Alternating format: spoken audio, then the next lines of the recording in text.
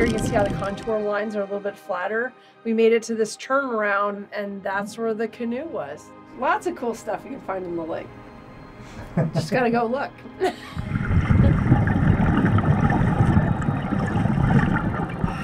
Now just think for a minute, you can even close your eyes. Think 1,200 years ago. No houses, no motorboats, but there's villages right up there, and effigy mounds right up there. And maybe you can smell the smoke from the fires and hear children laughing, and it was a different time. And we were honored to bring this canoe up.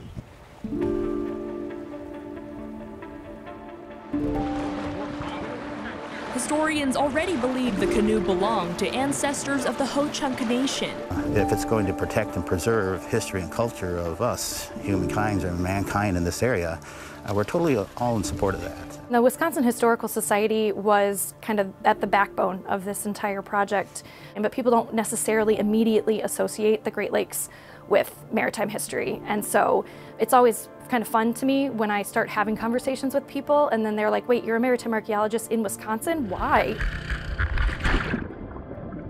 So maritime archaeology is the study of man's use of the waterways. So that can include looking at submerged boats, but it also can be looking at sort of this manipulation of the waterway through locks or through commerce, or even through Native American usage of that water.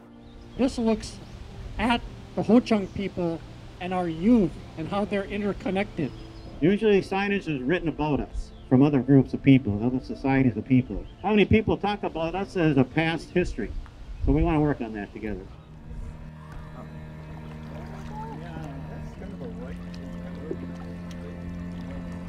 With the process that the archaeologists now have, they can reassert, the fact that, we've been here for quite a long while. I'm having a really profound moment right now, and I'm going to start crying because I've cried everything. All these data points in the past that we line up through artifacts, manuscripts, photographs, they show us how we got here today. Okay, if you're staying here to clean, you can come on over. When you turn around and use an artifact like the canoe and say, what can the future be? You can think about that, how people lived, where they lived, what problems they were solving at that point in time. There are answers in the past that can inform the future. Seen any tool marks? Yeah, I got If we just left it like it is, just pulled it out, it could crack some more, turn to mush, fall apart, be gone forever. So we want to do the right thing. We tell stories from the things that people left behind. That's why this canoe is such a rich artifact. It tells us about craftsmanship, about fishing, about transportation. Think of trying to make a canoe out of white oak, one of the hardest woods, with hand tools. If there's a part of the canoe that probably looked very similar to what it was when it was floating, it would be this part right here. So we're seeing a canoe that relates to a people on the edge of a major transition in how they were about to live their lives, that then carried over and compounded and led to the native peoples of the modern day. So how do you keep track of all of these pieces? So we've got numbers that are assigned each one, and that way if they get separated, we can use the photos to match them back up. Get it from all angles so that we can track this little piece as it moves through the curation process. It has 2 cameras, and then it sends out a laser, and it looks at the laser pattern and takes images of that. So is it going to do the side, then the top, then the side? Those will be the segments. With the scan, we're learning today we can do a lot of things with it. We can reproduce the whole canoe. We're more than just Wisconsin. We're a place that can actually emanate, tell these great stories of Wisconsin and connect them throughout the world. And the canoe proves it.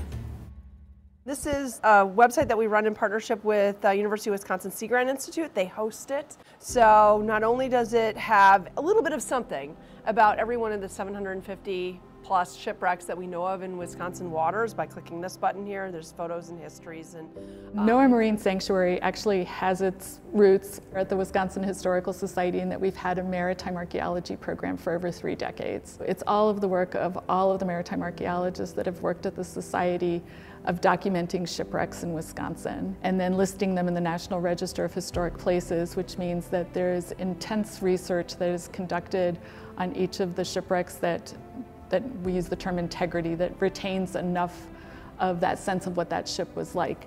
There are about 210 shipwrecks that are known in Wisconsin waters.